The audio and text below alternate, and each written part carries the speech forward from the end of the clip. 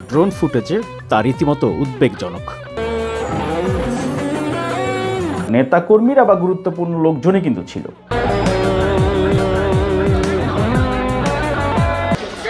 এক পর্যায়ে তারেক রহমান নিজেই হস্তক্ষেপ করেছেন। মিনিট খানেকের মধ্যে সামনে আরো 2-3 জন। ওনার সুস্থতা, ওনার ভালো থাকা, এটা যে কত গুরুত্বপূর্ণ।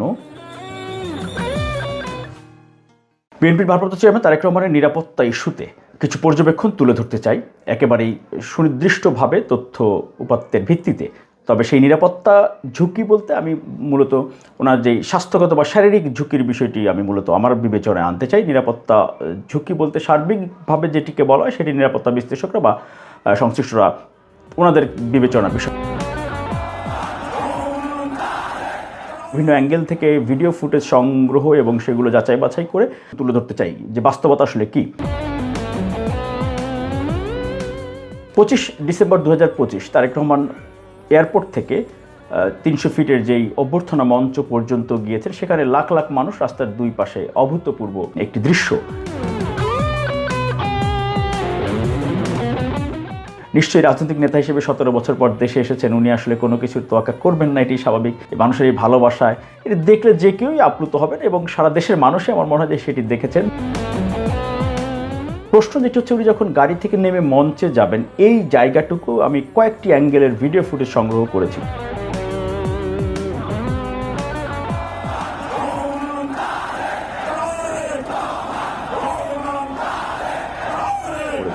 গাড়ি থেকে নামার পরে ব্যাপক নিরাপত্তা বেষ্টনী ছিল। আইন শৃঙ্খলা রক্ষাকারী বাহিনীর সদস্যরা এখানে খুবই পেশাদারিত্ব, ধৈর্য এবং খুবই পরিশ্রমও করেছেন, এটি বলাই চলে।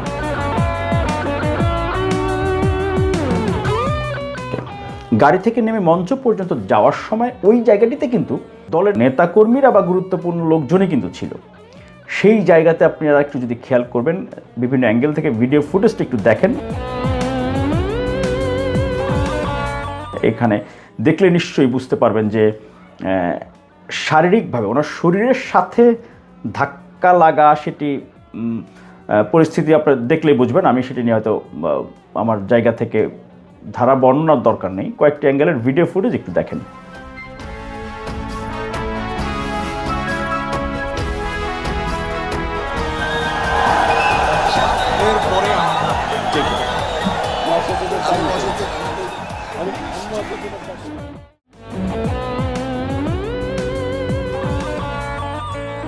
অভ্যর্থনা মঞ্চের কর্মসূচি শেষ করে তারেক রহমান গাড়িতে উঠবেন এভারকেয়ার হাসপাতালে যাওয়ার উদ্দেশ্যে।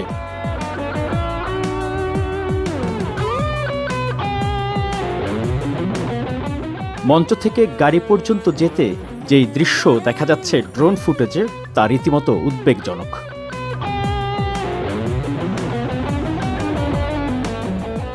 তারেক রহমানের সিকিউরিটি ইস্যুতে শুধুমাত্র শারীরিক এবং স্বাস্থ্যগত সিকিউরিটি, এই বিবেচনায় পর্যবেক্ষণটি তুলে ধরছি।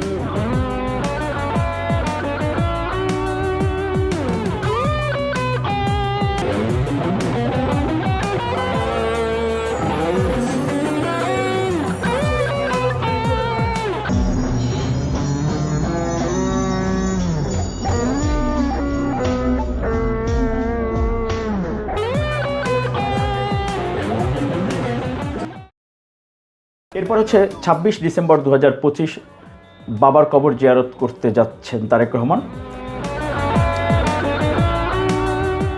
গাড়ি থেকে নামার সময়ে যেই দৃশ্য, যেই জটলার ভেতর দিয়ে ওনাকে যেতে হয়েছে,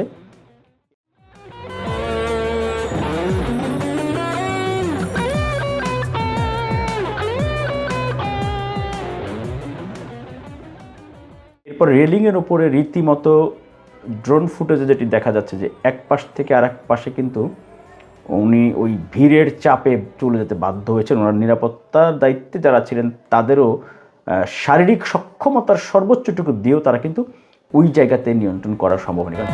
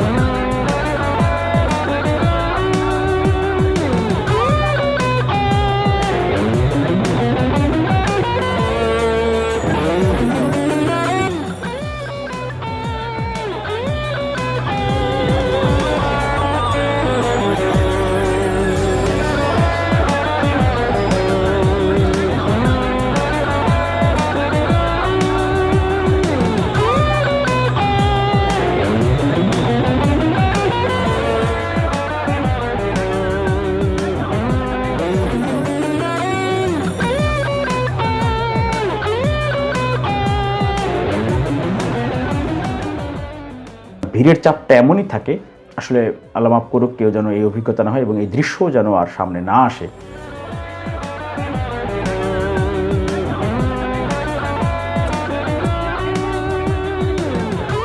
তারপরে যদিও তারেক রহমান যখন সেতু বা ব্রিজটি পার হচ্ছিলেন, পার হওয়ার পরে তো উনি তো ওনার যেই স্বভাবসুলভ সেই 20 বছর আগের তারেক রহমানের মতোই 2 হাত নেড়ে, যখন জিয়াউর রহমানের সমাধি কমপ্লেক্সের গেটে উনি যাচ্ছিলেন, 2 পাশ থেকে কারো সাধ্য ছিল না তখন উৎসুক মানুষজন, তারেক রহমানের শুভাকাঙ্ক্ষী ভক্ত, নেতাকর্মী, সমর্থকদেরকে ঠেকিয়ে রাখা।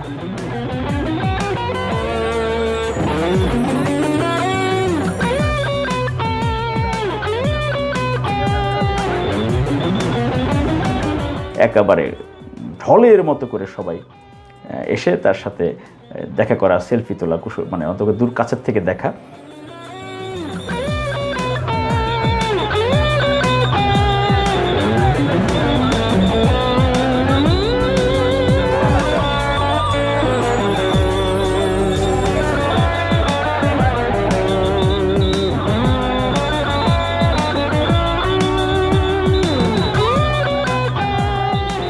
তারেক রহমানও আসলে ওই যে তার বৈশিষ্ট্য হচ্ছে সাধারণ মানুষের সাথে, তরুণদের সাথে মিশে যাওয়া, তরুণদের ভাবনাকে উনি সামনে রেখে যেহেতু রাজনীতি করতে চান বা করছেন, ঘোষণাও করেছেন তার পরিকল্পনার মধ্যে তরুণদেরকে অগ্রাধিকার দেয়া।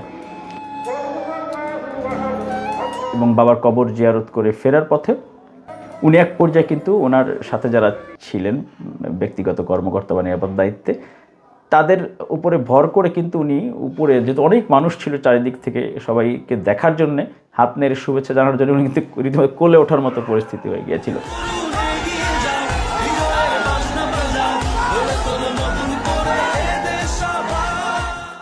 এরপরের ঘটনাটি আসলে তারেক রহমান যখন প্রথম গুলশান কার্যালয়ে প্রবেশ করলেন, সেদিনের দৃশ্যটি খুবই নিবিড়ভাবে পর্যবেক্ষণের অবকাশ রয়েছে। গাড়ি থেকে নামলেন উনি গেটের বাইরে নামার উদ্দেশ্য কি, বাইরে যারা আছে তাদের সাথে শুভেচ্ছা বিনিময়টি বাইরে থেকে হয়ে গেল। তারেক রহমান যখন হেঁটে ঢুকছিলেন, ওনার ব্যক্তিগত কর্মকর্তা এবং নিরাপত্তার দায়িত্বে থাকা যারা তাদেরকে নিয়ে, তখন হুড়মুড় করে ওনার সাথে ফটো সাংবাদিক, আমাদের টেলিভিশনের ক্যামেরা পার্সন সহ বেশ কয়েকজন, মানে ক্যামেরা নিয়ে এবং সাথে হয়তো দলের কয়েকজন নেতাকর্মী সমর্থক হুড়মুড় করে ভেতরে ঢুকে যাওয়ার জন্য চেষ্টা করছিলেন। কিন্তু প্রশ্নটি উঠল তখন যখন নিরাপত্তার দায়িত্বে থাকা কেউ একজন উচ্চস্বরে বলছিলেন গেট লাগাইতে বলছেন।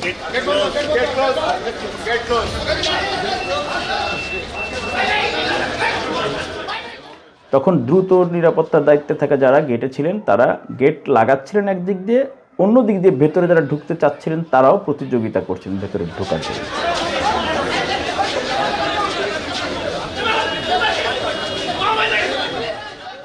তারেক রহমান যখন দলীয় কার্যালয়ের প্রধান গেট ভেতরে গিয়ে যখন অপেক্ষমানদের সাথে কুশল বিনিময় করছিলেন, তখন সামনের দিকেও একটি ভিডিও ক্যামেরা ছিল।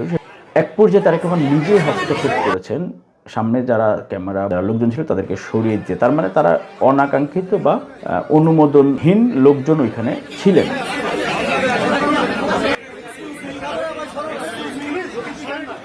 তারেক রহমান যখন মুহূর্তের মধ্যে যখন নির্দেশনা দেওয়ার সাথেই খুব চৌকুশ এবং বিচক্ষণতার সঙ্গে তারেক রহমানের যে সার্বক্ষণিক যেই সঙ্গী মিস্টার সানি, তিনি একেবারে সেকেন্ডের মধ্যে সামনে গিয়ে একেবারে পেশাদারিত্বের সাথে তাদেরকে সরিয়ে দেন।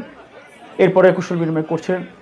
মিনিট খানেকের মধ্যে সামনে আরও 2-3 জন এরকম ছিলেন যারাও অপ্রত্যাশিত সিঁড়িতে ভেতরে ঢোকার সময়। তখন তারেক রহমান কিন্তু তার নিরাপত্তা দায়িত্বে থাকাকে নিজে ইশারা করে বলার সঙ্গে তাদেরকে দ্রুত সরিয়ে দেওয়া হয়।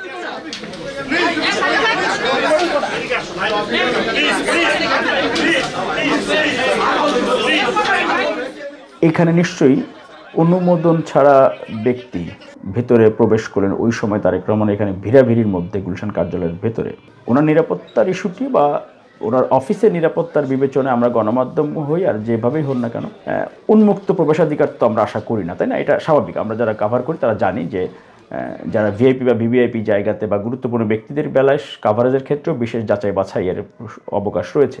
আরেকটি বিষয় হচ্ছে যখন গুলশান আজাদ মসজিদে তারেক রহমান ওনার মায়ের যেই রুহের মাগফিরাত কামনা করে দোয়া অনুষ্ঠান বা মিলাদে গিয়েছিলেন, সেখানে আসলে ওনাকে ঘিরে সেলফি তোলার যেই একটি দৃশ্য প্রতিযোগিতা দেখা গেছে, এটা খুবই অনাকাঙ্ক্ষিত, অপ্রত্যাশিত।